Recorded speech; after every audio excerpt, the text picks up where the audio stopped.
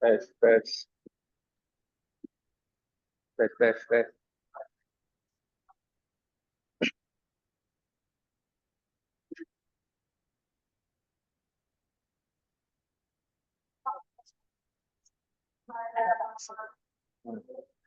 Nanti lah. Halo, halo.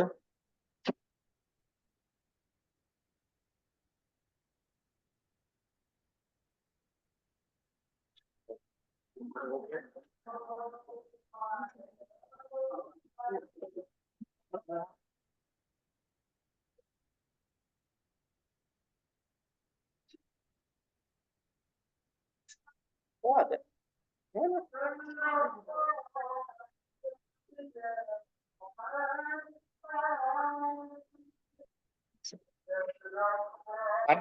Arfan. Apa gimana? Halo, Oh, iya. Tes, Pak Doni. dengar suara saya? Bisa dimulai, Pak? Ingin sewu. Halo, suara saya kedengaran nggak? Suaranya belum masuk ke sini Pak, sebentar Pak. Boleh nanti. Pakai ini aja ya. Speak, oke. Tes Tes, 1, tes. belum masuk chat. Speakernya, itu mungkin. Tes 1. Coba, tes 1. Oh, handphone. Udah. Tes. Mas Arfan.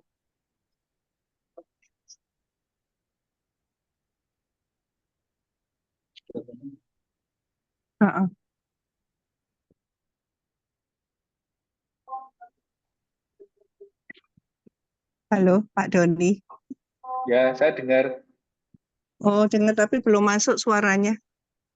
Masuk nggak? Belum mau di.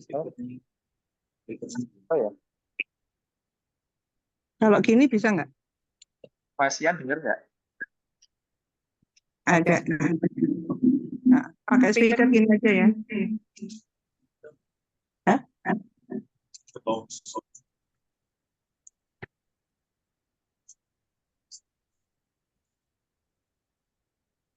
Cek 1, cek suara. Itu dari Ibu. Cek 1, tes. Halo, tes suara internal. Masuk ya? Pak Doninya yang nggak masuk. Pak Doni boleh tes Pak. Tes. Hah, masuk? Oh ya, Bisa Pak. terdengar? Terdengar sudah masuk Pak. Sudah terdengar? Oke. Oh ya.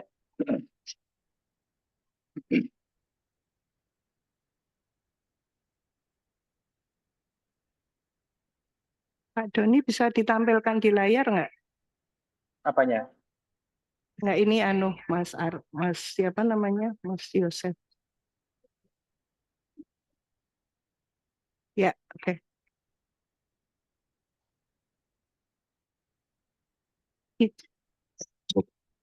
Izin kita mulai, Pak. Oke. Assalamualaikum warahmatullahi wabarakatuh.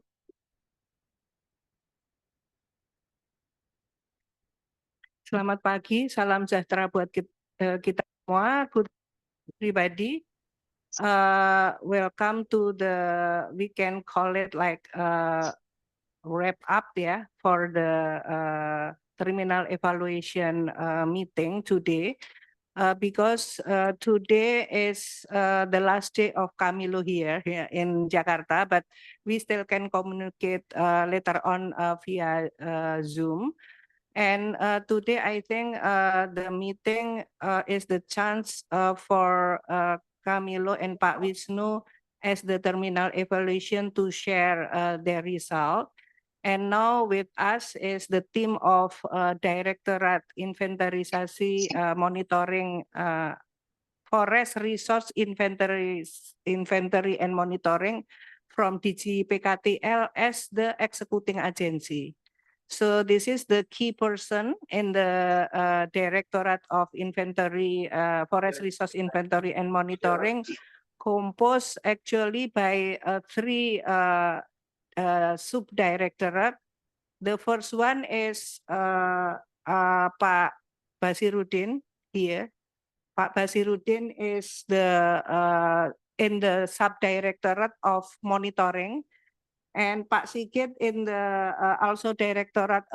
He will introduce by himself, but I just want to clarify that this is the team of executing agency from pengukuhan ya, penetapan ya Pak ya. Penetapan is the forest gazetment, and Pak Diki here in the forest, what we call network, spatial data and information network with along with Pak Arfan.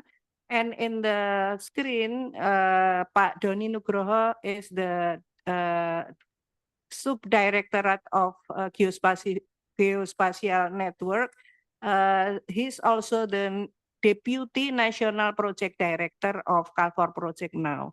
So with that, I would like to invite Pak Doni to give a remark and open the meeting, and later on we will hear from the consultant the finding, the first finding or the preliminary finding, and we will discuss of the finding.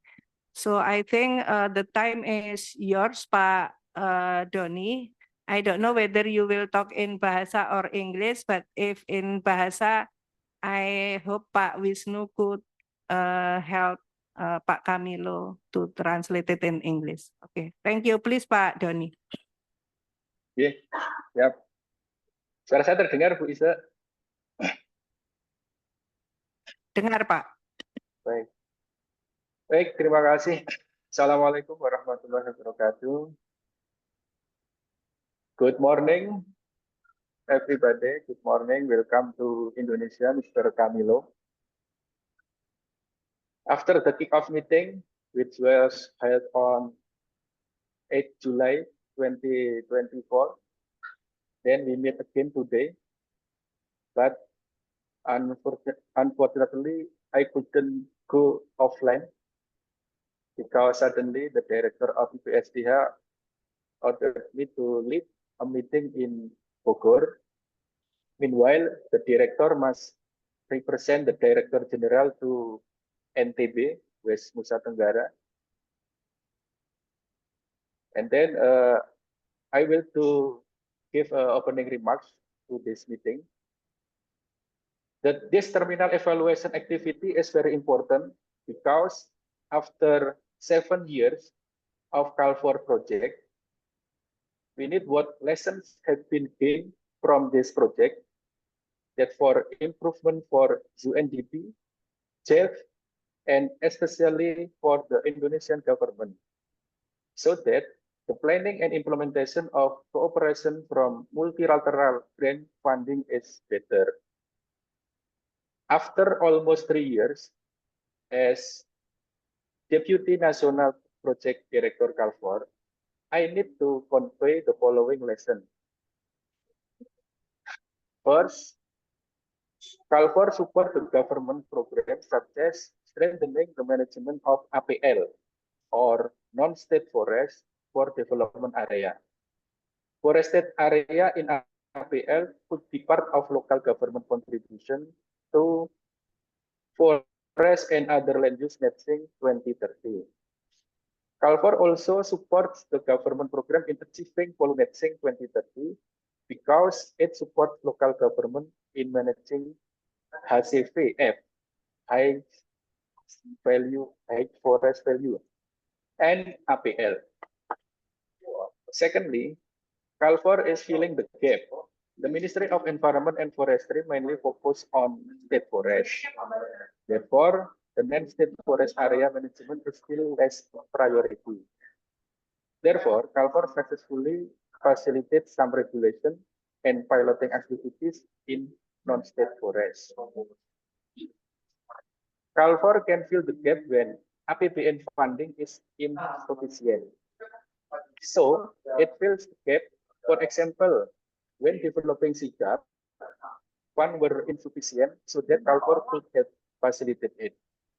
Of course, after seeing the conformity with the agreed project document, still with SIGAP, KalFor can help to build central, provincial, and district communication, especially with Kutai Timur Regency and Sintang Regency, to prepare an MOU for sharing spatial data and security.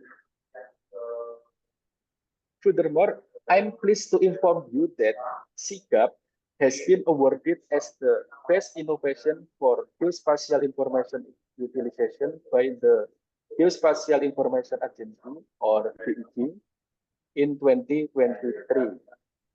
SIGAP is also a good practice of implementing the United Nations Integrated Geospatial Information Framework, or IGIF, that has been presented on the high-level group of the Integrated Geospatial Information Framework agenda at the United Nations headquarters in New York last week. Then, in terms of its activities, administratively, we think it is quite flexible and can be co-financed with the APBN. Several times, Direktorat IPSDH carry out activities using co-finance mechanism. For example, transport using the APBN, then meeting package using KalFor or third parties consultant of KalFor. Next, thirdly, KalFor have ownership. Based on my experience, some international cooperation were working separately and concentrated to their target. KalFor is a good example of project that support the government in the way that government feel worth having KalFor working with them, because increasing their performance, such as on policy, data, study, design, capacity, incentive, livelihood, and many others. Lastly, KalFor is inclusive. In the project board meeting, I record that stakeholders requested that KalFor could be extended. It means positively that KalFor work activity and approach are accepted.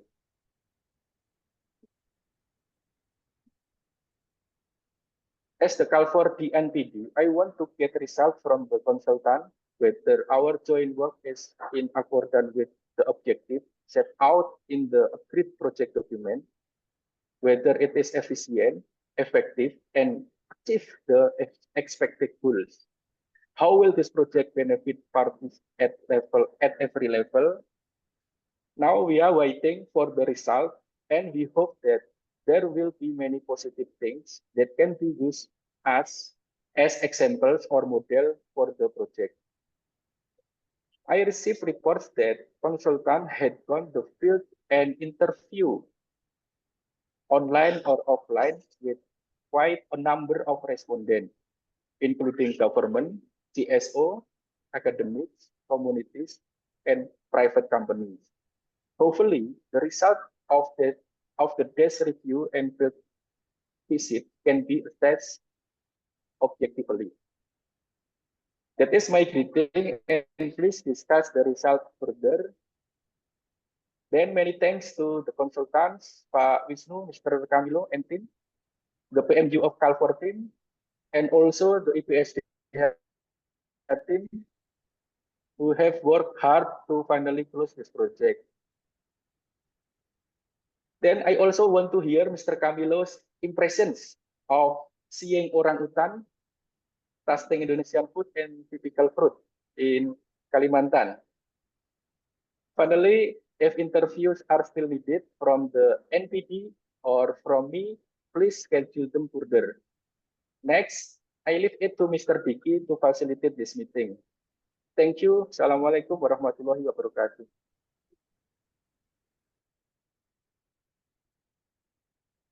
Terima kasih Pak Doni. Tadi Pak Doni menyampaikan untuk pertemuan kali ini nanti akan difasilitasi oleh Mas Diki, dan selanjutnya kami serahkan kepada Mas Diki, mungkin agendanya presentasi dari konsultan dan nanti diskusi Pak dan penutupan. Monggo Pak Diki mungkin bisa ke depan biar formal. Terima kasih Pak Doni. Pak Doni akan ikut mendengarkan untuk presentasinya Kamilo enggak? Ya, saya double meeting. I have another meeting, but Okay, I thank you. will follow this meeting. Okay, you will be double meeting and will hear the presentation by consultant. Okay, thank you. The floor is yours, Pak Diki. Thank you.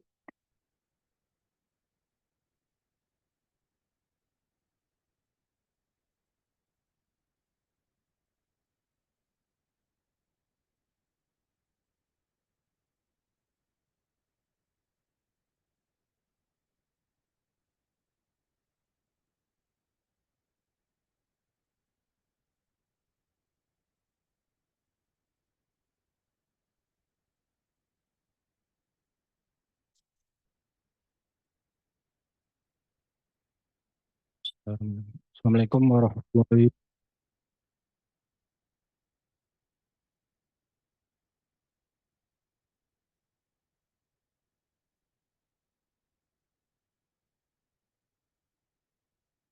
Aku bahasa.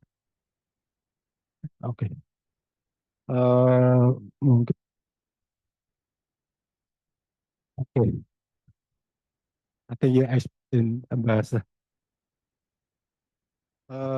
Untuk acara di sesi pertama mungkin setelah tadi kita mendengarkan sambutan dari Pak Doni, mungkin untuk sesi selanjutnya acara apa perkenalan dari timnya Pak Kamil dan Pak Wisnu, kemudian nanti kita lanjutkan diskusi Bu, ya. Diskusinya mungkin dari dengan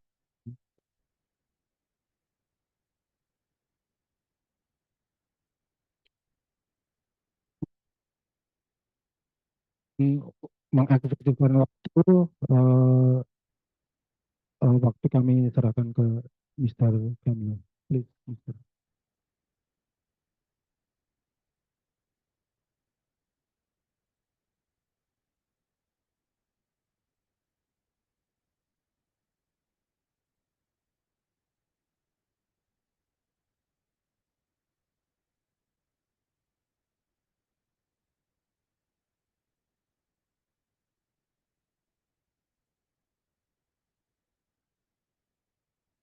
Good morning, everyone.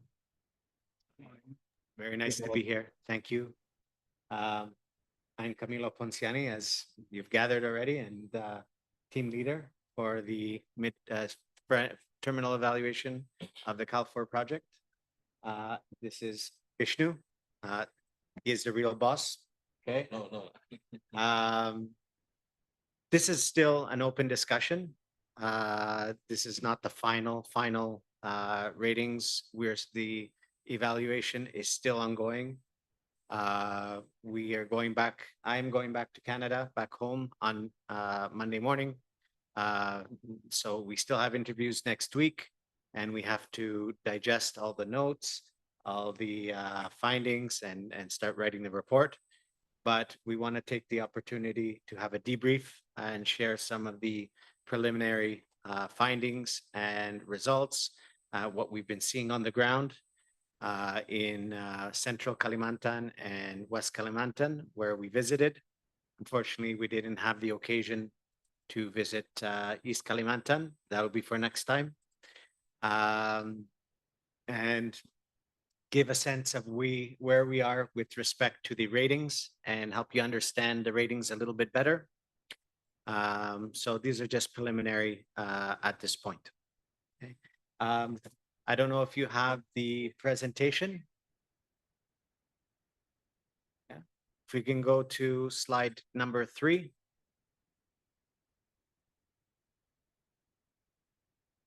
Yeah. Next one, perfect.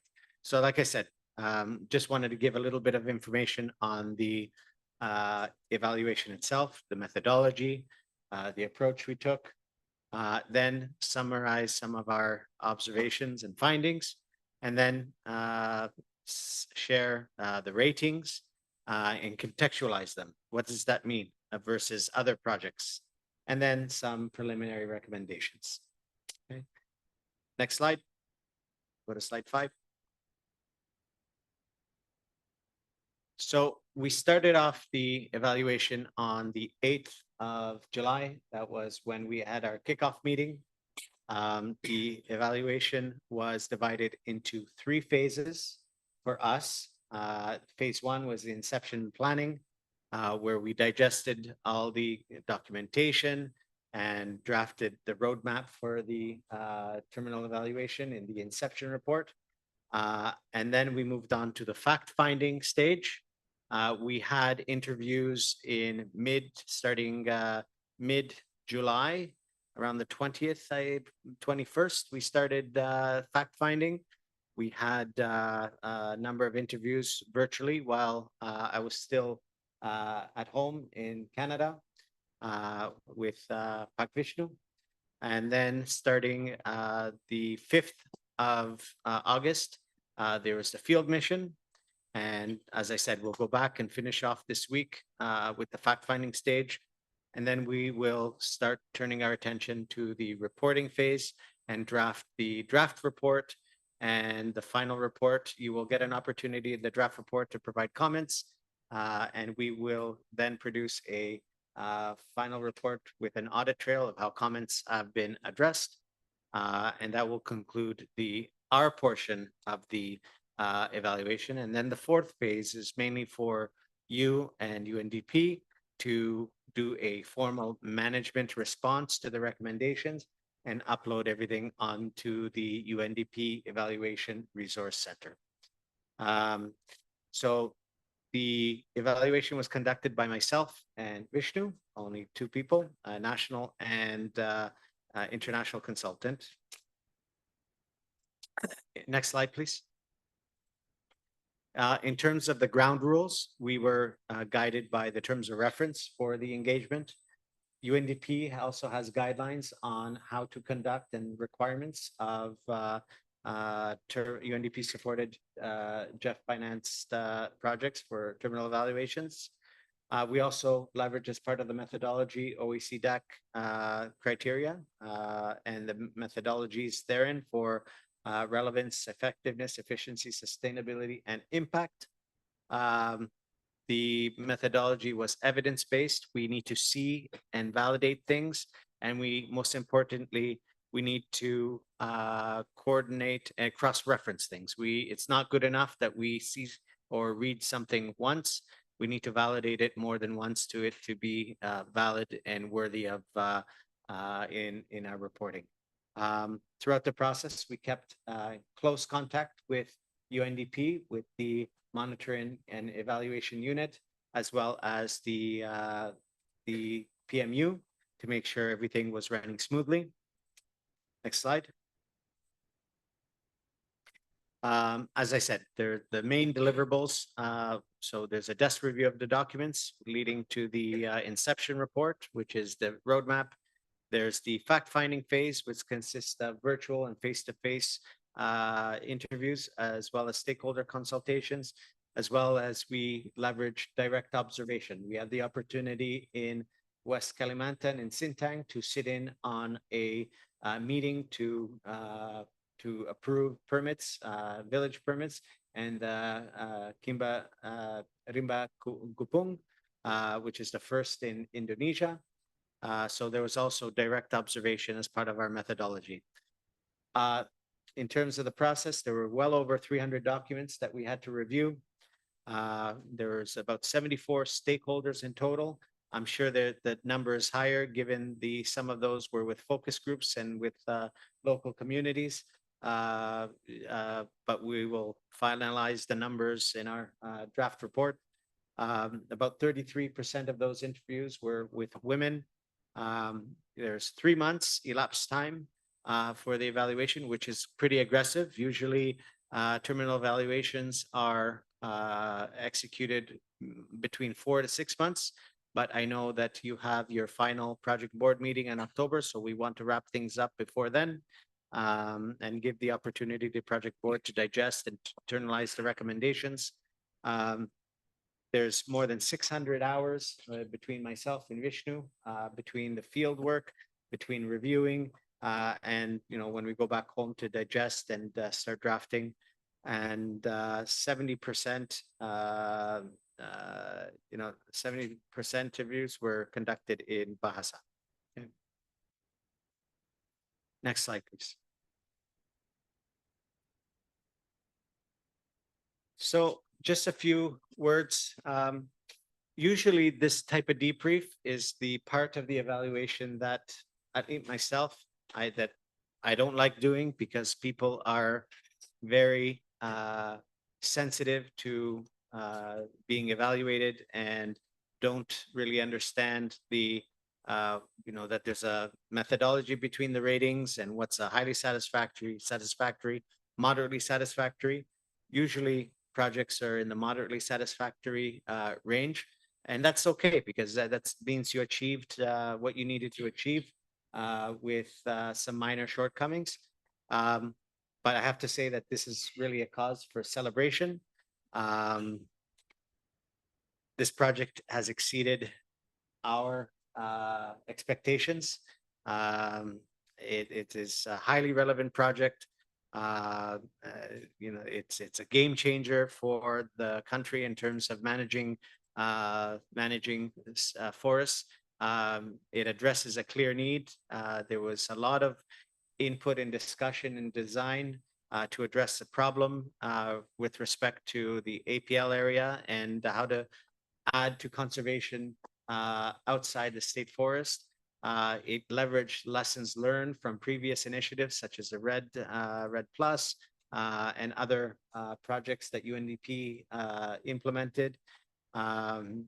It was a very highly consultative design phase, and we've seen that has translated and carried over into implementation.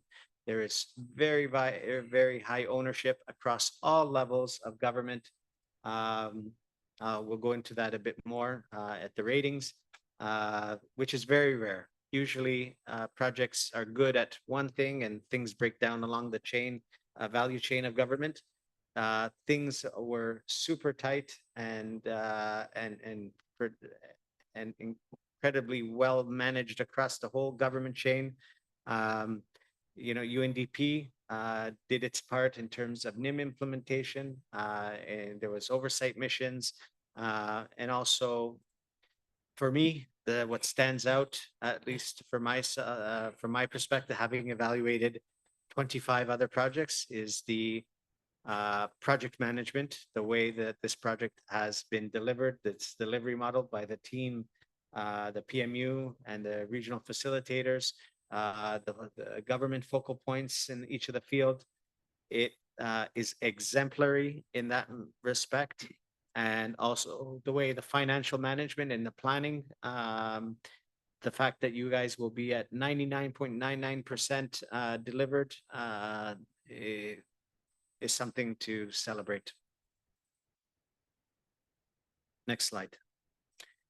So just to give you a sense of how ratings are done, there's different categories that we as evaluators have to assess. We have to assess the monitoring and evaluation at entry, at design, and overall M&E. We have to evaluate effectiveness, efficiency, and impact, and relevance, and that's on a 6-point scale. Monitoring and evaluation in oversight is also on a 6-point scale between highly satisfactory, moderately satisfactory, then unsatisfactory and highly unsatisfactory. And then sustainability, which is the final criteria, is on a 4-point scale from highly likely, likely, moderately likely, moderately unlikely, and unlikely. Okay. So next slide, please. So in terms of, I'm not going to go into every point here. I'm just going to speak to it. You can read it, but from monitoring and evaluation, this project is highly satisfactory. The design of the project is solid. The log frame is well composed at design. You have also translated the project document and the guidelines well in terms of the monitoring and evaluation plan. And judging by all the PIRs and the detail in each of the PIRs, you guys really, there's attention to detail there. So much so that I think, one of the things that we found is that you are a victim of your own success. Everyone wanted to come and see KalFor to see what is a highly satisfactory, what is a very good project. So in addition to the normal midterm evaluation and midterm review and the terminal evaluation, there was missions by the res rep. There's a gender evaluation going on now. There was a UN BOA audit as well. There was a spot check by the Jeff Secretariat as well on the PIRs, all of which were coming to the same consensus. And I hope the gender one will as well, that this project is exemplary. So incredible work. Okay.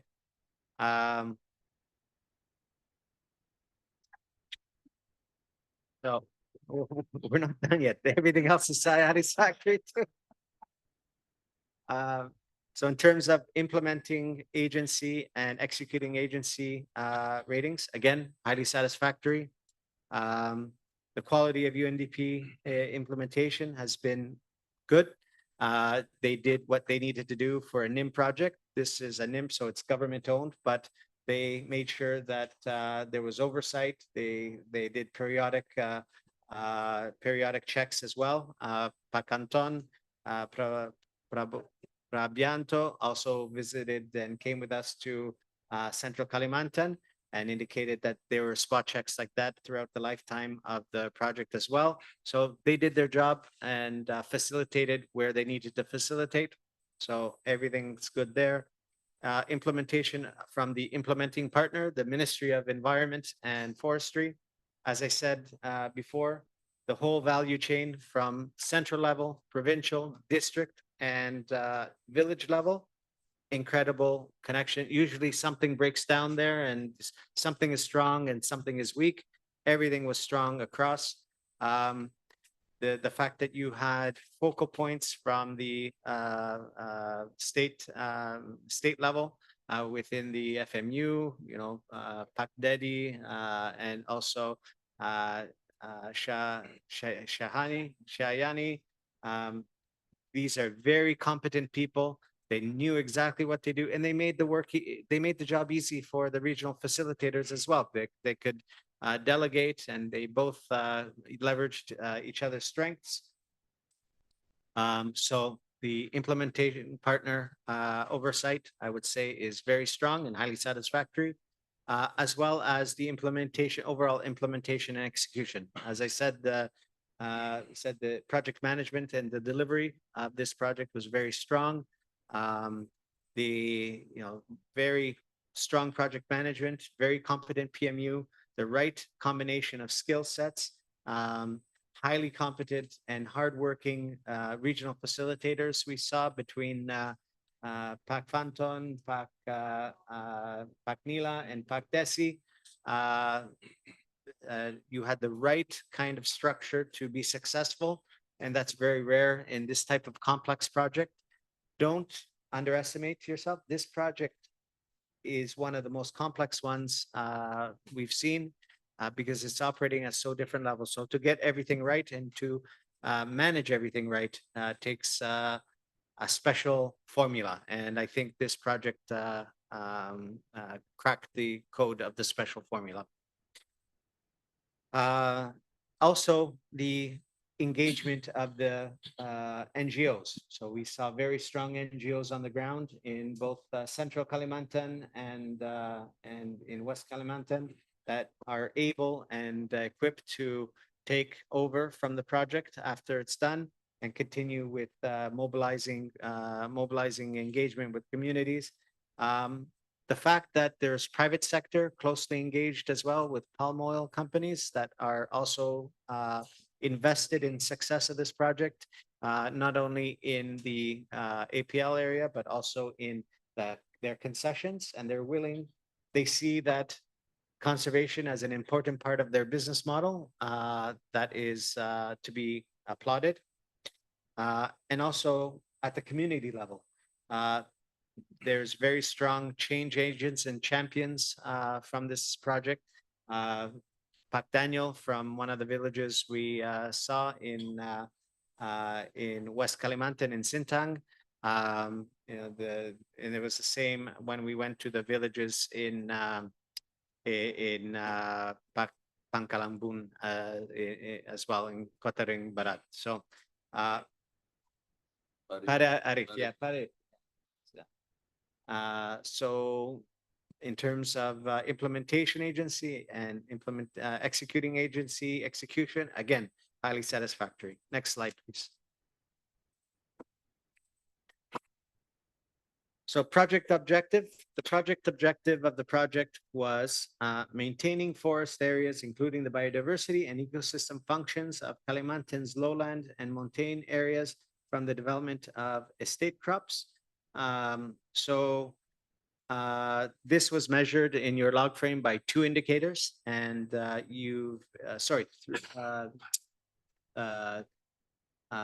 three outcome level indicators. Objective level indicator, and you met them all, exceeded them actually. And so again, highly satisfactory at the objective level. In terms of relevance, so this is what the project means in terms, does it connect to national priorities and international priorities? So this serves as a very strong project in terms of actioning priorities for Indonesia with respect to its legislation, implementing Regulation 9, 2016, and its derivative, Regulation 9, 2020, and its inspiration of Regulation 122, 2021, which includes the APL. So it's very well connected to national priorities and issues with respect to maintaining contiguity of landscapes. One of the biggest problems in international conservation is that you get islands and pockets of biodiversity and they're not connected. Animals don't know that they need to stay in one spot. They are mobile, so it's important to make sure that the areas surrounding protected area and landscapes are well connected, so biodiversity can thrive. And so this project also serves as an important platform for moving forward with the connectivity issue and broader open area conservation paradigm. In terms of effectiveness, there was a very good model in terms of the approach being taken, in terms of the results at the outcome level. So outcome 1 had 2 indicators, both of which were exceeded, in some cases by 400%. Outcome 2 had 6 indicators, all of which were achieved or exceeded. I think 2 achieved, 4 exceeded by a lot. Outcome 3, so this is important. So outcome 3 was flagged during the MTR as lagging behind, and you've achieved it, and you're actually using the model of the in Sintang, in Pangkalambun, in terms of the EFT, and using that as a framework elsewhere, and already talking how to move from strength to strength. So there's an operating ecological fiscal transfer model in Pangkalambun.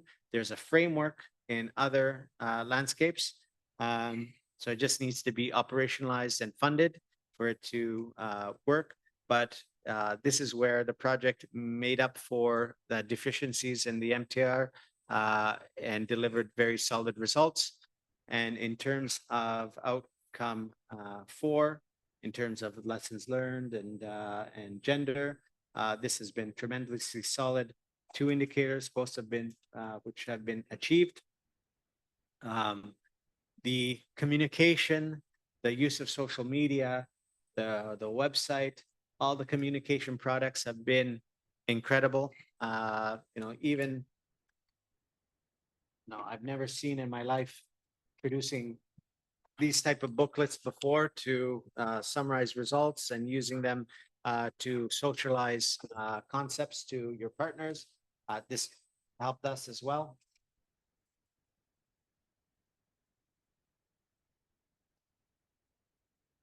Yeah. A lot of the communication is in Bahasa, so I didn't understand it, but I can tell you this, you have a very good designer because it's very flashy. Yeah. So from relevant effectiveness, highly satisfactory, efficiency, we saw evidence of different organizations collaborating and trying to get economies of scale from and planning how to be more effective and efficient in the delivery of the activities, not to step over each other's toes and to duplicate efforts. The multi-stakeholder forum has been a vehicle for efficiency in this project and is in place at all the landscapes and functioning well. We saw that firsthand in Sintang when we attended the hearing to approve the Rimba Gumpung and also the permits for the 2 villages. And so again, highly satisfactory for efficiency, and overall project outcome is highly satisfactory because it is a gauge of relevance, effectiveness, and efficiency. Next slide.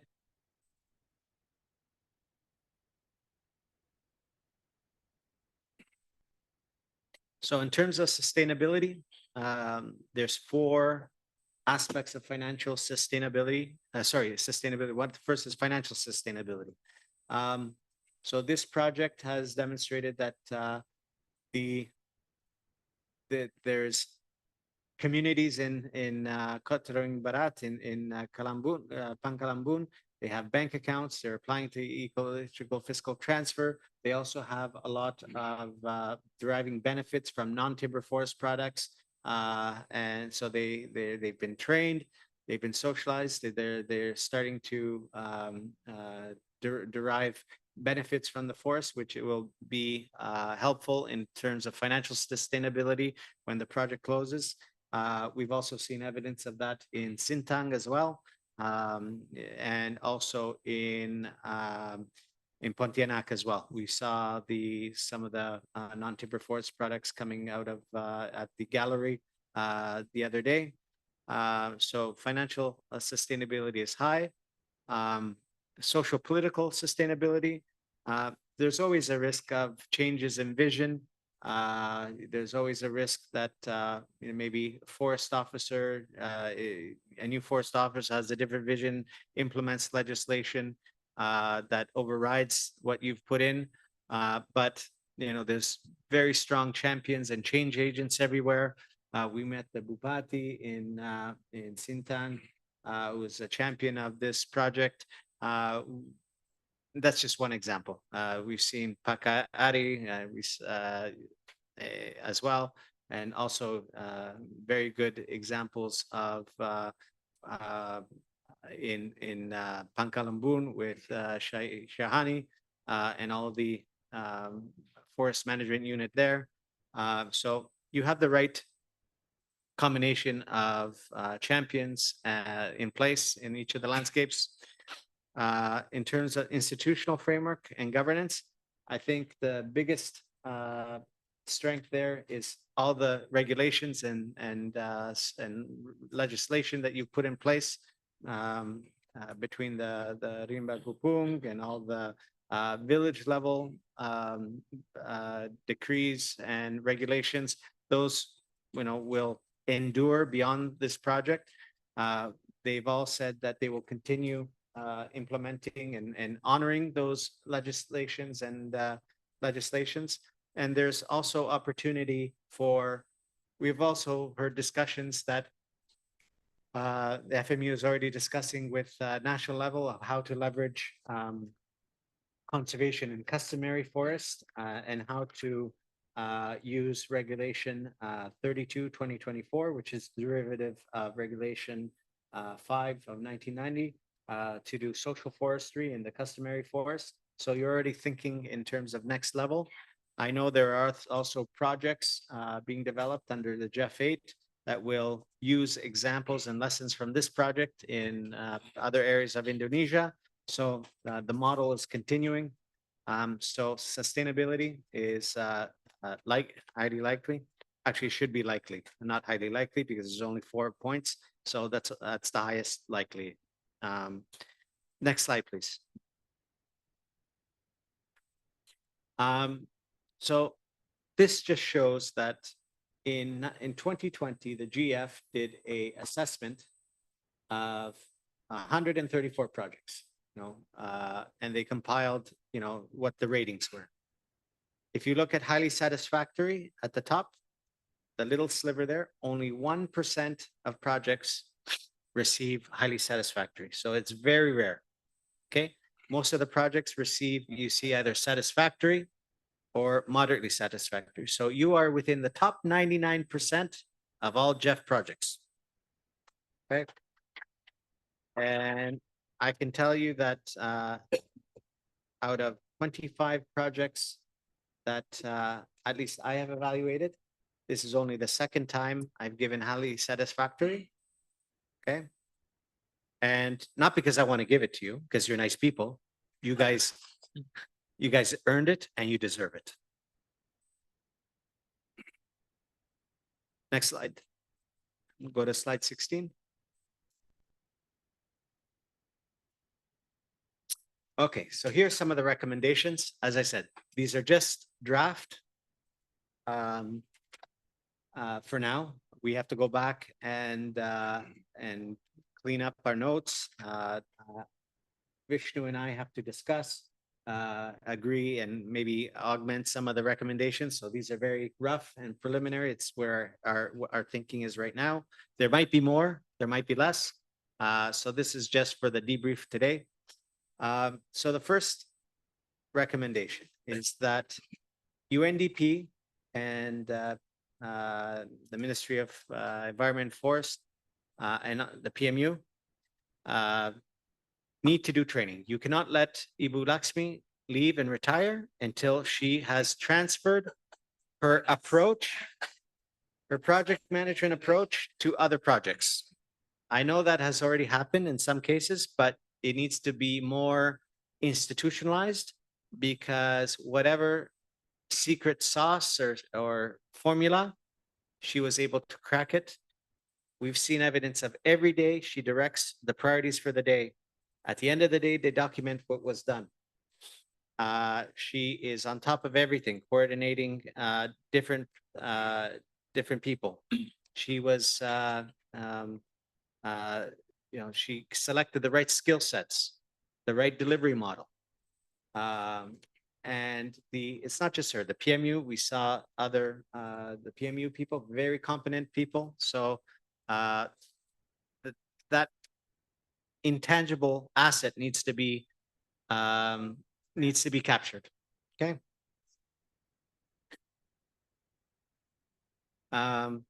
And whether that training is for UNDP projects, for ministry projects, it's up to you, but this is an asset that doesn't come around very often. So try to leverage that as much as possible in the next 4 months. In terms of the national project director. So usually we go to visit a project, and the national project director has no idea of what the project's about and reads from a piece of paper what they've done. This is not the case here. you have been fortunate to have continuity with Ibu Belinda.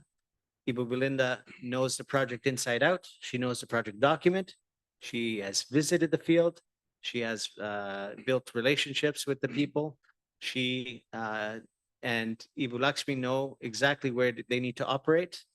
And so it's important when in future, when you select an NPD MOEF, that it needs to be someone who is not afraid to know the project, to get their hands dirty and implement something. And it can't be just someone that is honorary role, is someone that needs to get deep in the weeds and help the project out. Okay, so that's the selection of the NPD is very important.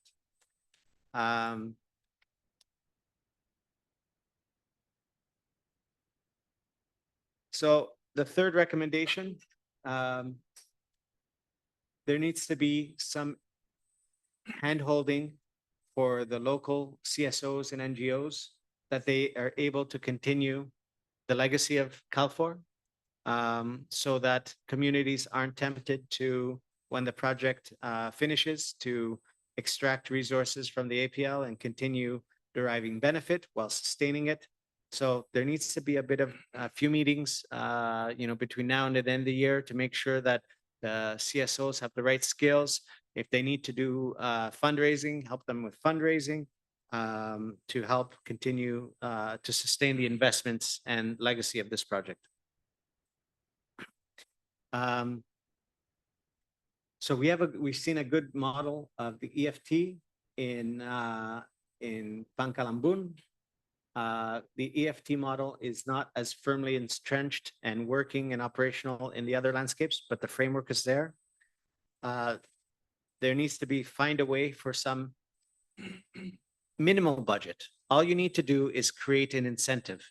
If you're able to create a competition between the villages to meet I think there's 5 targets in 5 targets or 3 targets. There's forest cover, air, and water.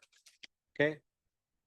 If you create some kind of healthy competition in the districts, that in addition to the money they get for staff, for salaries, and also the poverty insurance, if they can know that if they do good in the APL, they get a little bit more, that would help advance the cause of this project after it's closed. So try to find even a little funding to make the EFT mechanism work. Future projects should adopt a 2-in-the-box model that was implemented here. 2-in-the-box means that for every core activity, 2 people need to know what to do. That way, if something happens to one person, that the project is not disrupted. We saw evidence that in terms of monitoring, monitoring and evaluation, I think you also are 1 and 2 in the box in that you're also plugged in there. So that's a very good model that's used in other very big transformation projects, and it should be used in these types of projects here.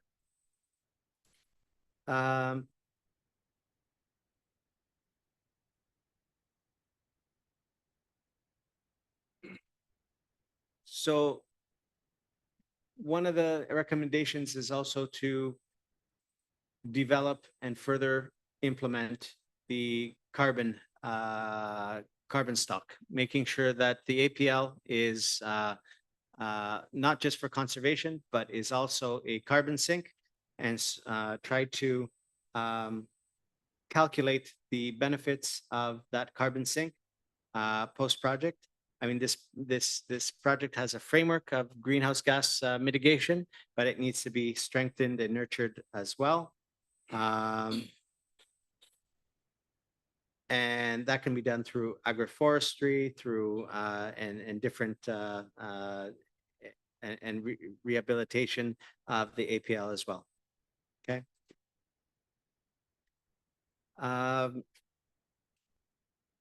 In terms of lessons, the regional facilitator plus focal point model has been instrumental in success of this project. We've seen both in Pangkalambun with Phantom and the Pakshayani, that as well as in Sintang with Desi and Dedi, that the combination of those two people and the competence of those two people has paid dividends and was likely one of the success factors. So if you're implementing projects at the provincial level and district level, that combination of a regional facilitator and a focal point has worked well and should be leveraged.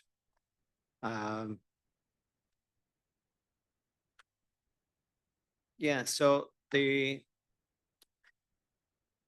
next lesson is try to scale, try to have a proof of concept in terms of financial sustainability mechanisms. Because you need to work with the local traditions, local culture, and there's no one size fits all strategy. So you need to maybe do some piloting before you implement something, what this project has done. So that's another lesson in the future. So I'm going to turn it over to Vishnu. There's some specific recommendations for each of the districts based on his analysis. So if you can feel free. Thank you very much, Camilo, and good morning, everyone. My name is Vishnu Sumantoro. I'm a national coordinator for the terminal operation for the KalFor project. And Camilo and me start for the assessment in terms of the finding from 22 July for the interview. There were many parties, many people involved for the interview until we go to the field as well in the Pangkalambun. And thank you so much for accompanying us in visiting in the Pangkalambun area, and also the last we visit as well in the Sintang and also Pontianak, and meeting with the head of the environmental service district. Yeah, for the specific for the recommendation that we made, we try to identify about the main finding based on the interview, and also for the trip in the field. And then before we get many report and document from KalFor projects, I think this is a good and very highly report. And because when I evaluate from the other project, I never seen before for the report is very completely, and we get easily to get for the result and also for the achievement and so on. And so that this why we decided this for the highly satisfactory for the projects. Some of the projects is beyond expectation. For example, for the regulation for the fiscal transfer in district level. For the project, probably for the only several villages for the touching, but like the ecological fiscal can be distributed until 18 villages. Yeah, this is for the beyond expectation for the project. This is a part of the example why the regulation is very strong, in particular to implement for the ecological fiscal transfer and so on. And then also for the Rimba Gupung, it's not so easy because to collect one by one for the Rimba Gupung only 1 hectare, 2 hectare, it's very difficult. And I cannot imagine this is not so easy to collect, but identify about the Rimba Gupung, and also step by step make like the collaboration and also agreement with the multi-stakeholder, including for the local people, is not easy. But the projects is a success way to collect and also identify and to make a agreement with any parties. And so, like the regulation for the district level is can be legalized for the Rimba Kupang initiative. That's we have identified about the specific recommendation for the future as a best as a part of the exercise as sustainability and part first in West Kalimantan. So recommendation one is strengthen for the Rimba Kupang. It's a very good initiative because we can try to expand not in the Sintang district only, but this we can encourage or expansion for the other the other district, and even in the other province in Indonesia, because it's a part of the good example for the Sintang in terms of the protecting about the remaining forest area in the IPL. Good strategy, good for the APIC for the first time, for the first level, and then collaboration. So for the stepping stone of the projects, we can. I think that, or we think that can adopt it to the other area, the other district or the other province. It's one of the recommendation for us. And recommendation so developing about the economic value in the Gupong management is based on our interview in the field base, because many people, including for the local people, said about the increasing about the value of the Rimba Gupong. It's not only for the protecting forest area as well, but also to try to develop about the economic ways for the remaining forests in terms of the environmental services, it's like the bio perspective. We very impressive because it's one of the group, young group in Sintang, Bestari Foundation. The name is Bestari Foundation. It's a develop. It's a woman group. It's develop about the, we call it about the bio prospecting for the albumin snakehead fish. It is I think it's impressive for us because it's young people develop about the startup and make a like a bio innovation. Youth, it's bio prospecting. Youth innovation. Part of the youth innovation is like the champions from the KalFor as well. It's a very good initiative, and probably for the bio perspective, it's for the Ministry of Environment and Environmental Forest also promoting for the bio prospecting because we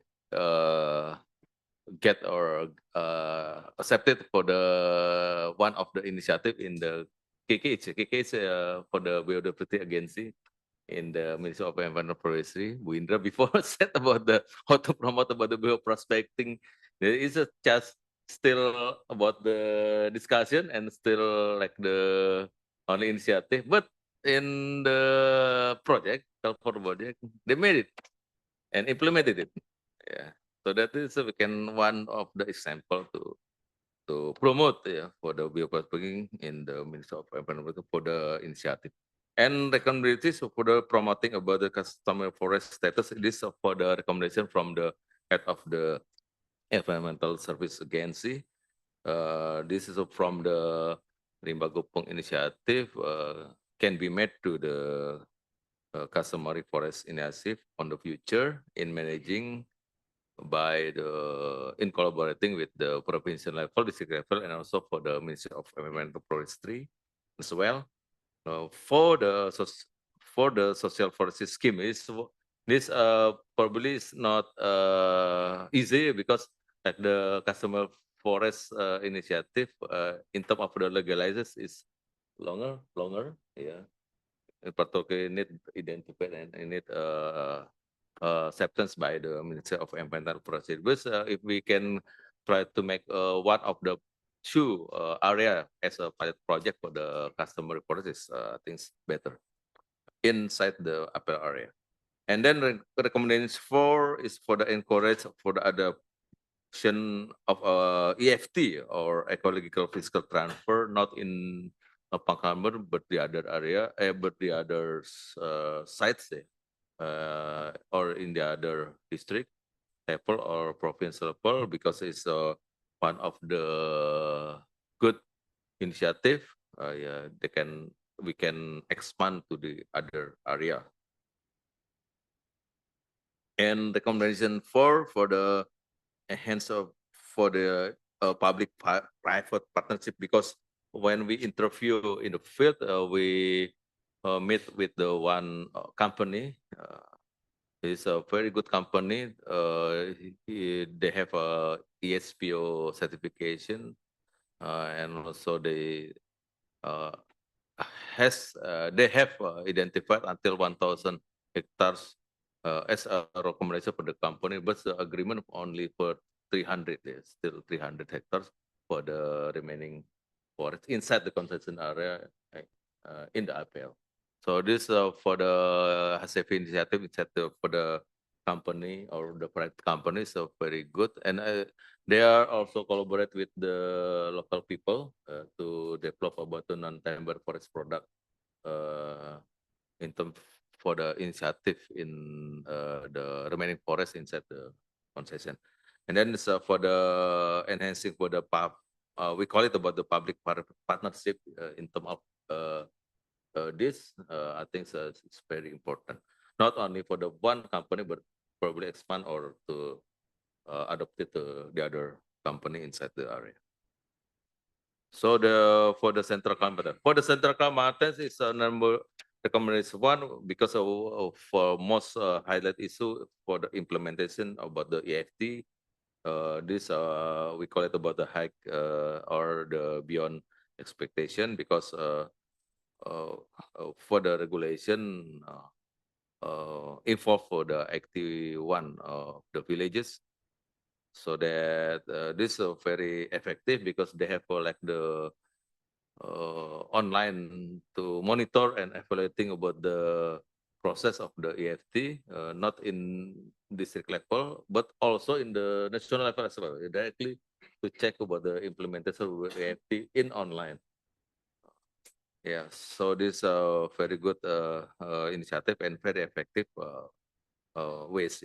And then for the recommendation 2, implementation for the remaining forest management in APL is the same with the Sintang, but in Pangkalan Bun still not set about the Ribagupung. Yeah, it is the other net. But the promoting about the forest remaining in the APL area is very good initiative in terms of focusing for the sustainable for and economic benefit, because the local people also develop about the forest for the ecotourism or nature-based tourism, in particular in the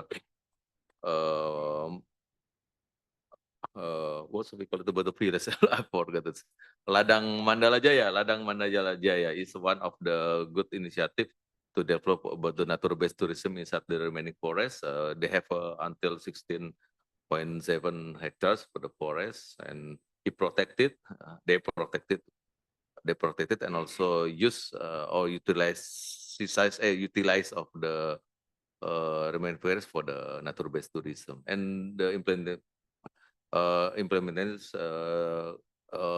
done, yeah, and they have like the tourism, and every day 50 until 70 tourists inside the area. So that is a very good initiative. And also for the women group inside the villages also support for the nature-based tourism as well. And then for their initiative for the Pasir Panjang also good initiative as well, quite similar with the Ladang Mandala Jaya, but the area is higher than the Ladang Mandala Jaya, mostly until 90 or 60 hectares, yeah, they have. So for the recommendation, for the recommendation 3, for the strengthen multi-sector collaboration, because when we discuss with the other parties, including for the local government, it's a very high or for the strong for the multi-stakeholder forum in in the Kota Waringin Batarea. All the problem, all the concern, and also for the either efficiency discussed in the multi-stakeholder forum, and they get the many solution and many ways, yeah, in terms of this. And for the East Kalimantan, because we still not go to the field, so but based on the interview, we receive many information with the Pak Pantom. Pantom is well, we gain from the Pak Pantom is a good man to get more many information for the East Kalimantan initiative. This is for the expand remaining forest of the SCV designation is one of the recommendation.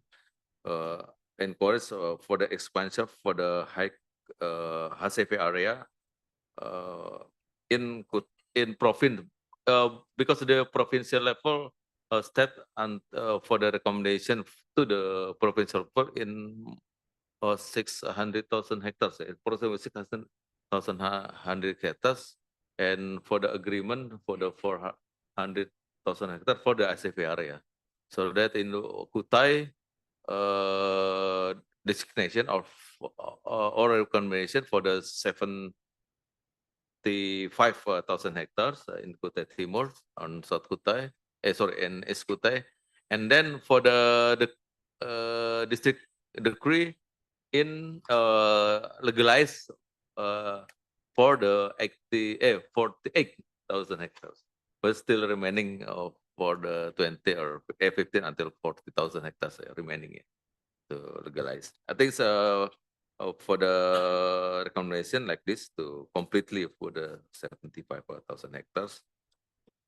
And also the other province also they have still ongoing process. And for the recommendation to implement for the EFT as a pilot program, because promote to implementation EFT is one of the challenging ways in East Kalimantan, but adaptation from the Kota Waringin Barat, I think is the best way we can try to adopt it to the East Kalimantan as well.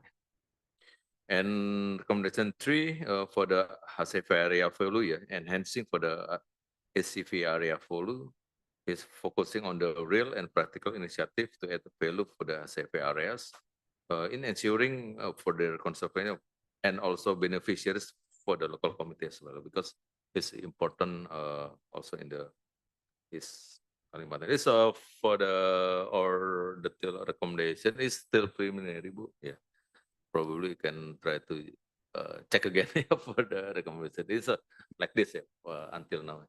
Thank you very much. Just one final words in terms of another aspect. Spoke about youth innovation, and that's connected to theme of gender, vulnerable people, one left behind, and also safeguards. This project has been exemplary in terms of the way it approaches gender, not just collecting data, this gender disaggregated data, but empowering women. We saw the group, the bioprospecting company using snakehead fish, the albumin, and the organic waste. They're a group of 3 girls in Pangkalambun. The youth innovation group there that we met is experimenting with fish food with organic waste, and it's and the work that you did in terms of educating them, helping them, giving them a platform equipping them with business planning skills and to be successful. Yeah. That was very inspiring and humbling. So it's not just gender, it's not about just collecting data, it's about knowing how activities affect men and women differently and giving new opportunities to women.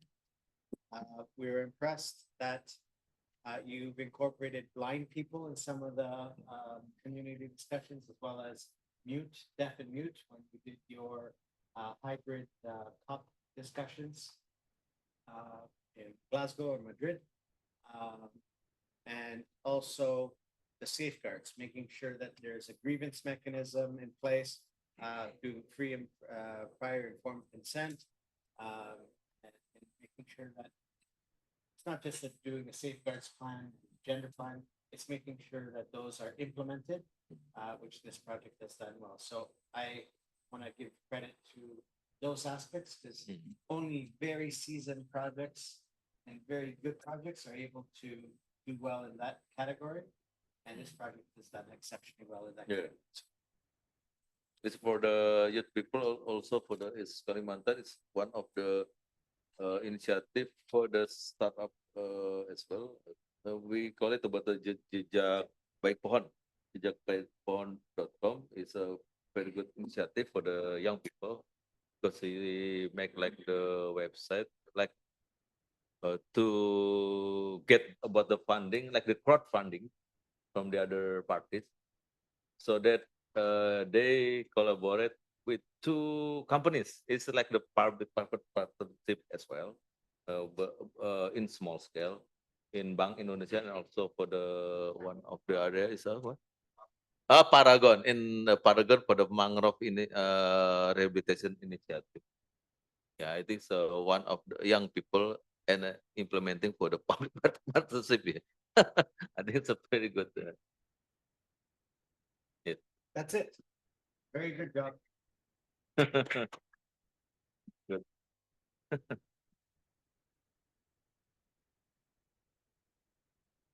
Okay, thank you, Mr. Camilo and Mr. Wisnu. Honestly, I'm surprised because maybe not only me, but all member here will be surprised because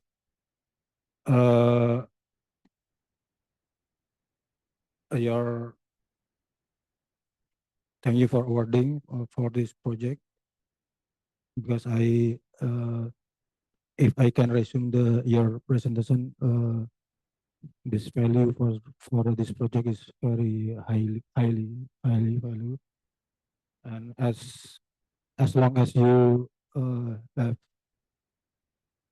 observed at the field, the project is successfully not only enhance the income of local communities, but also directly contributing for their economic stability and has played a pivotal role in strengthening policies that aim to forest protection.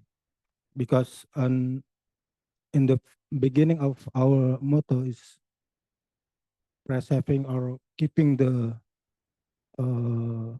forest covered is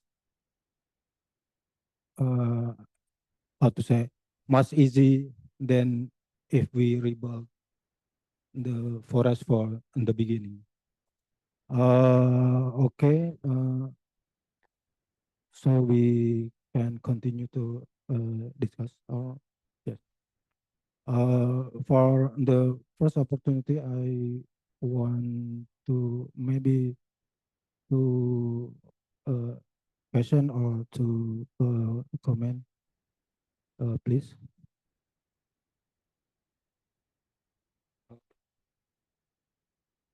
Mr. Sigit or Mr. Basiruddin, please. Baik, terima kasih Pak Diki. Thank you for Camilo and Pak Wisnu for your great result for the first finding for MNE, terminal MNE.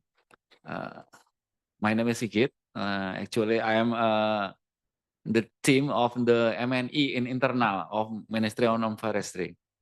So I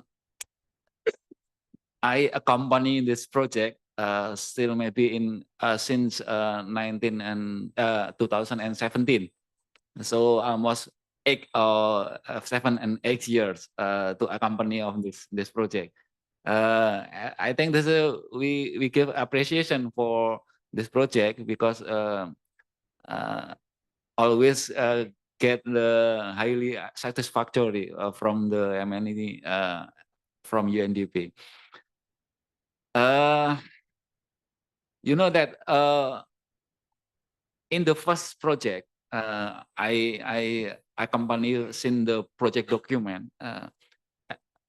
In the first project, I am worried about the output and the outcome of this project because this is a very ideal of the project from the site level to the in the national level. It is the big challenge, I think, when the first project. But in the step in the from the year 1 and 2 and then until now, it is a good result, I think. So this is we appreciate to Isa and team for the good satisfactory result. And I think I give some maybe lesson learned for but the booklet, leaflet. I always talk with the Fuisa.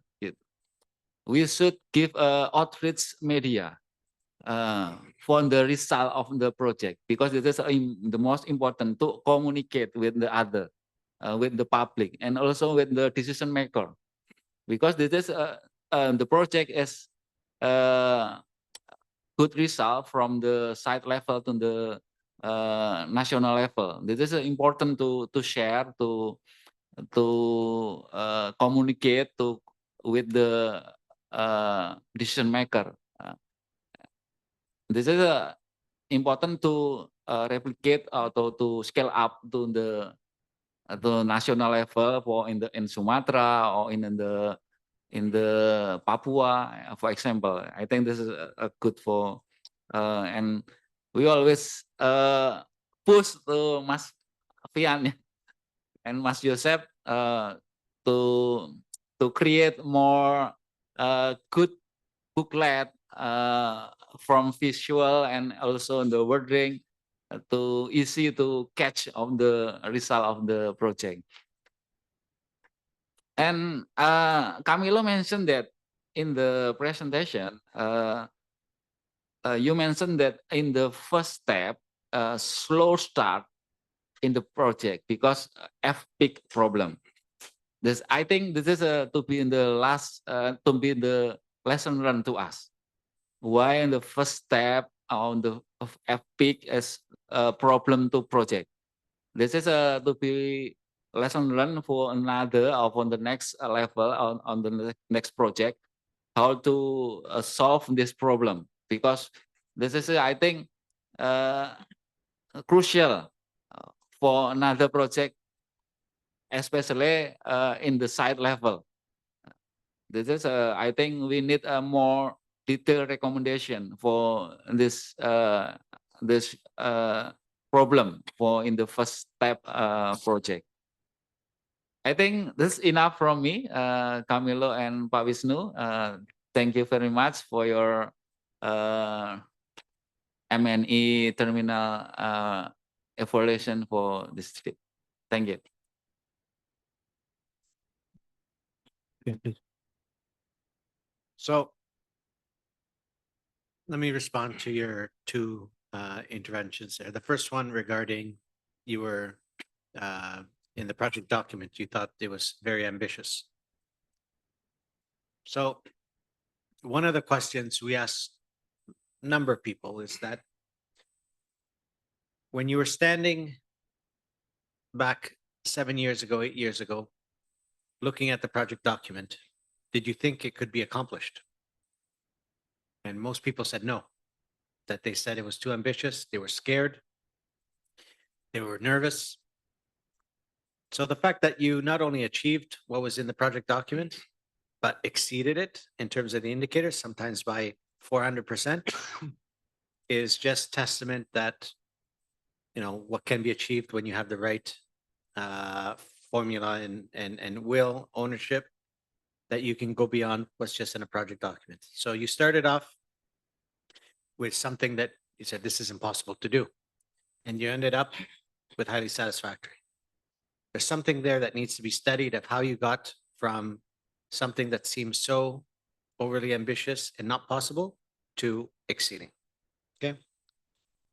The second one about FPIC. The reason why FPIC is slow and took a lot of time is that it takes time. Most people, most projects don't even do it. So you spent a lot of time building that ownership and building that trust and building the consent for the activities, that there's a lot of work there to be done. You need to do a lot of consultation. You have to, you know, go meet people. So it takes time. But once you have that in place, everything else runs smoothly and there's less resistance. Most projects don't spend the upfront time to do the FPIC. They just go and they run into problems and challenges along the way because there is a clash of vision and priorities. One of the things this project did was it did not spoon feed or shovel a vision into the government and the ministries. It went with, how do we connect the vision of this project to the priorities of the government and the priorities and needs of the community? And by doing that, I think you've solved a lot of issues, and that is the recommendation going forward. Spend more time on FPIC. Not it took a lot of time. Spend more time on FPIC.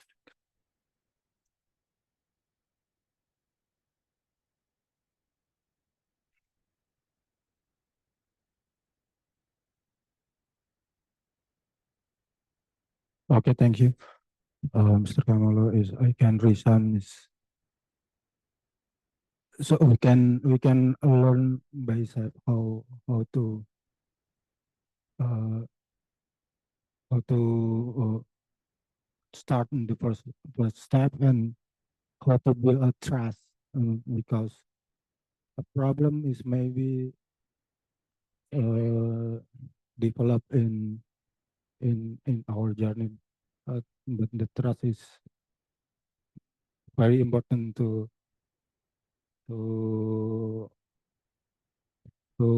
finish or to accomplish many problem. But this is a good pilot project maybe for this in the same project to continue, and maybe we can do in other location. So for the next out, so we can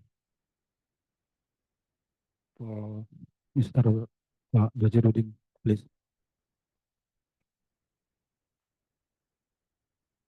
Thank you for the time. My name Ahmad Basiruddin Usman. I am the employee in the Ministry of Environment and Forestry as a policy analyst. My involvement in this project is not as deep as Pak Sigit. Pak Sigit is from the start until the end. Me only involved in the middle, but that's give me very deep impression on the running of the project. I just mention one about the key of the success of the project is communication. And we have had 3 generations of the director, 3 generations of deputy national project director, but we have only 1 project manager. So the communication that is developed within the project is the key. When we want to run one activities, so we have to discuss very details how to operate this in the field. And we have to make some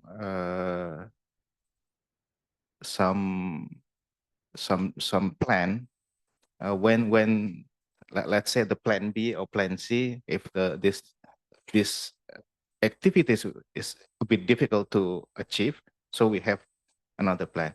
That makes every member of the projects well informed about how to achieve the operation, and then they can do better. So maybe the difficult one is how to transfer the skill of communication within this project into the other community, the other groups on it. I just mentioned one of them. Thank you.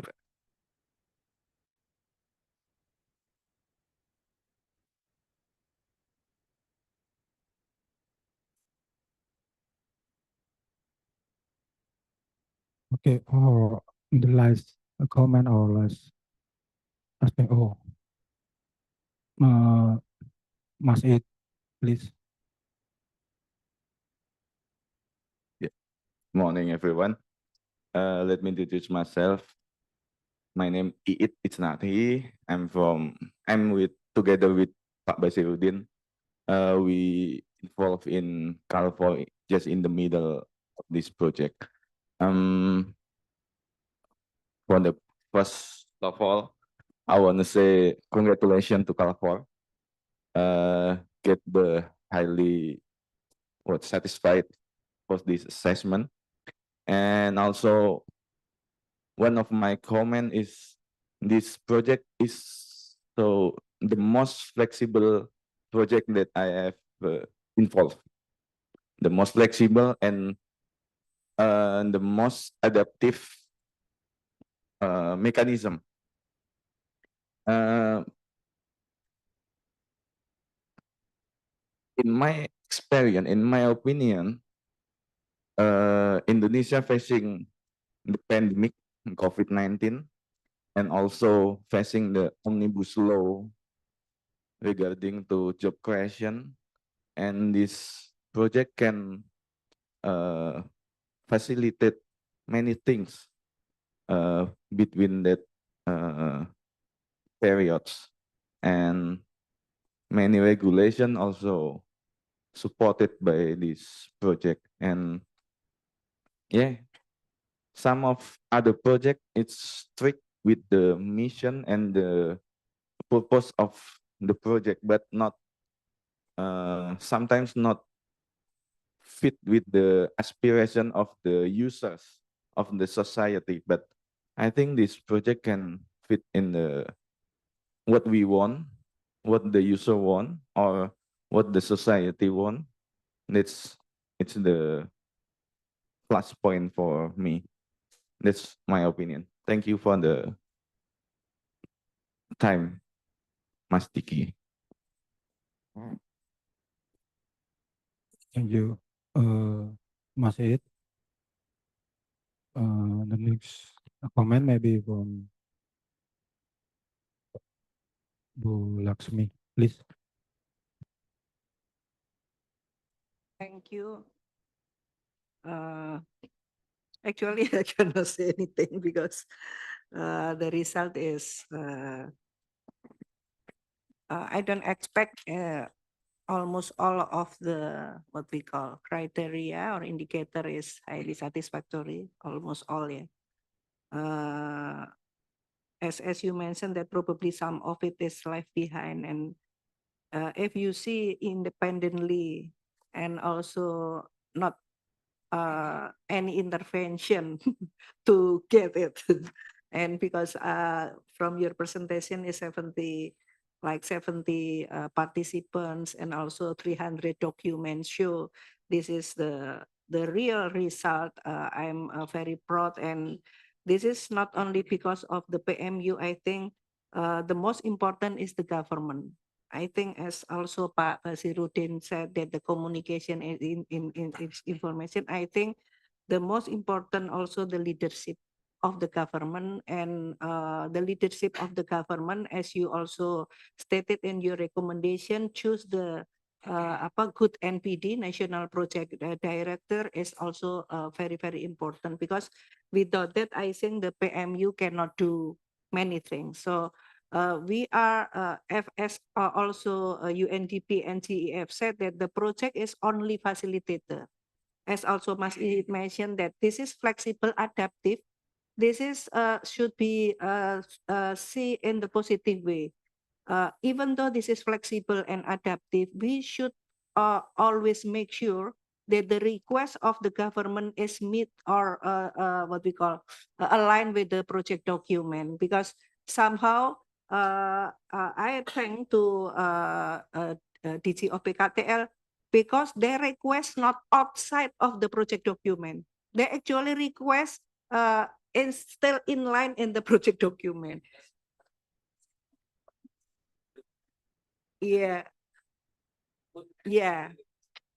This is because NPD and the team understand what the project document.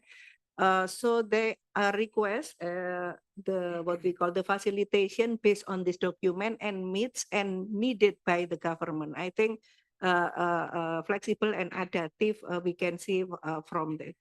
And communication, I think, yeah, Pak, I think it's agree. I think the key is the communication, because with that and also with communication, I think can build the trust and respect each other. This is very important. So probably you can also mention in the recommendation that communication build the trust and respect. With that, everything is will be run smoothly. And in the first step of KalFor is very slow. I think, yes, because of FPIC Pak Sigit. And also socialization, as Pak Sigit mentioned, that it is hard project, because people think this is like impossible to do protected the remaining forest in the APL, because the people like, why you ask us to save the forest in the remaining in the APL, do it in the state forest, because state forest is still have a large enough. So the most important in the first step, I think probably you could also put in the recommendation that we develop the policy brief.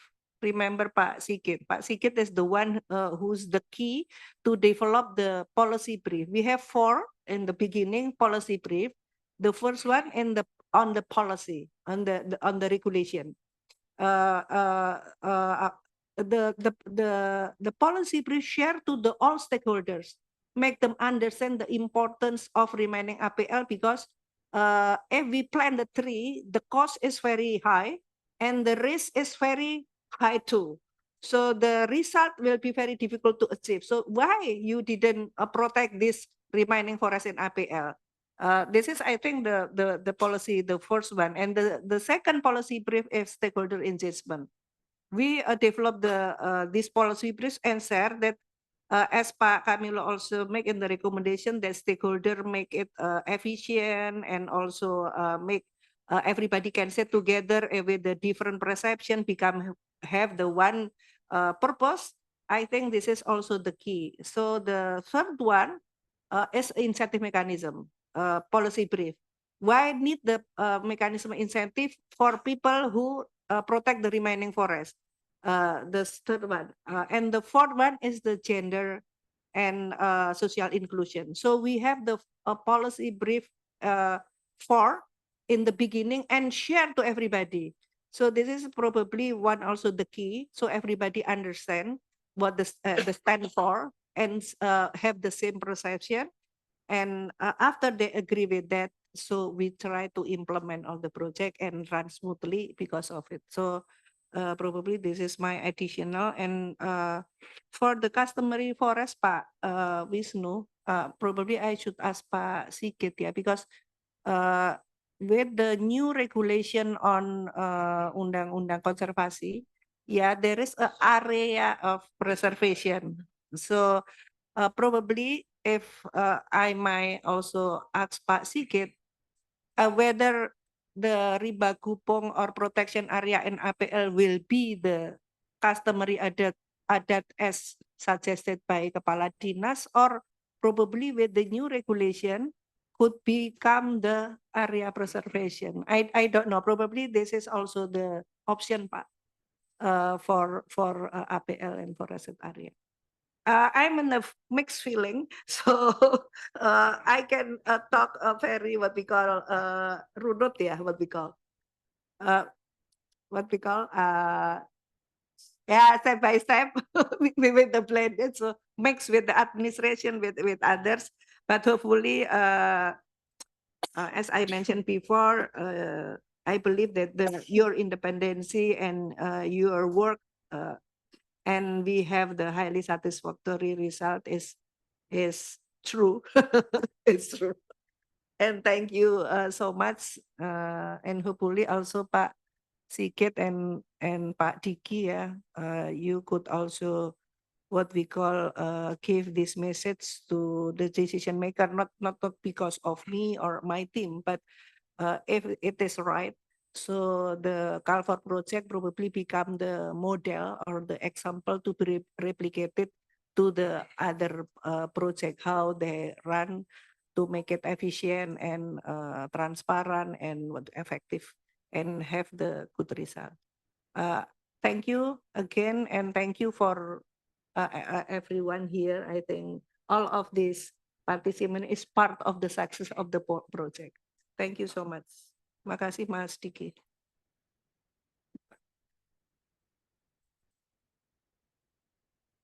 Please. That's why this is part of the PICs. I think this PICs sometimes we can work with in the lower time because need the process because like the educated for the local government, for example, in terms of the forest remaining in upper area, how to it is sometimes it's a challenge here because you know like the Ministry of Environment, also many people say that the Ministry of Environment, Ministry of Environmental Forestry only work in the state forest. Yeah, so that this is a challenge for the local government, and also for the public, because it's a part of the process to educate and to make awareness like this. Is so that that's why it's for the FPIC, for example, if we can make a lower term, I think it's never mind for us because it's part of the process like this. And also we have like the calculating about and also assessment why we work for FPIC for this. Yeah, this and then I think or we think there's we saw about the result because like the many regulation that the district made is for the result and for the how to SPIC is very means that they are very strong for the process to initiate. I think we think that like this. And also for the we work with independent, still independent independently. We weren't. No, yes, based on experience, expertise.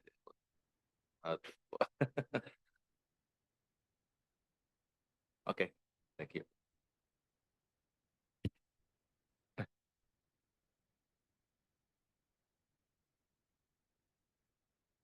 Okay, thank you for everyone for very interactive discussion and at this time, but maybe the next session is we want to maybe it's like an closing statement from Mr. Camilo, please. Okay, so as we said before, many congratulations. You guys earned and deserved the rating. We wanted to thank you for the hospitality, not just today, but all the logistics. Everything went perfectly like clockwork at the different sites. And I know that was a challenge to coordinate behind the scenes between the flights, the transport, all the logistics, hotel, and car rental. So thank you very much for all the hospitality here. It's been a tremendous experience to be in Indonesia for the first time. It won't be the last. I can tell you, it won't be the last. I'll come again voluntarily, happily. And one of the best parts of this type of work is to meet so many new and interesting people, see new sites again, see new sites, new things, experience new culture, and work with very competent experts like Vishen. Yeah. So thank you very much.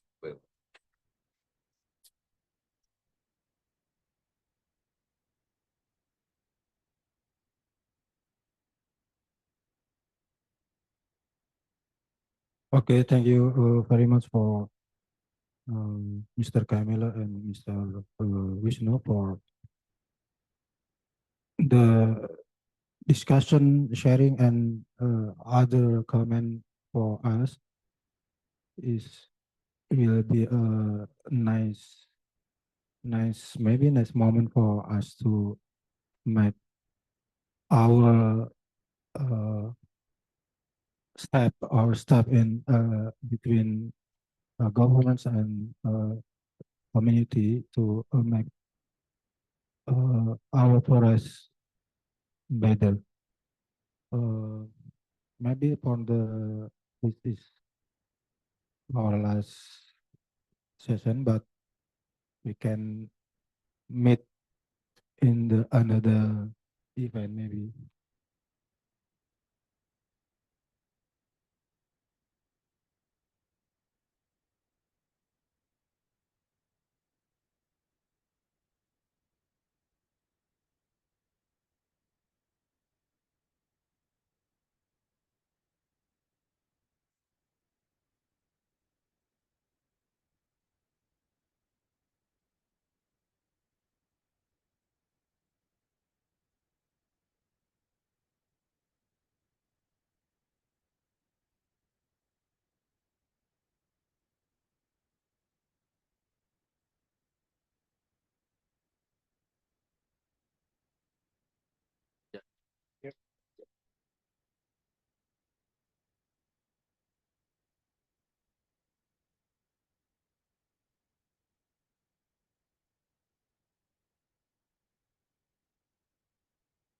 Oh, yeah. Yeah,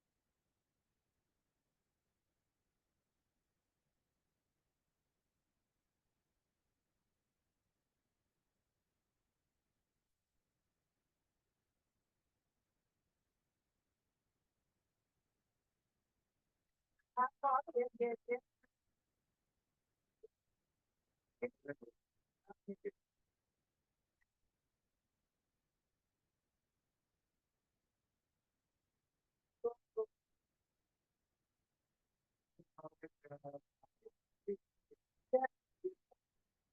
Yeah.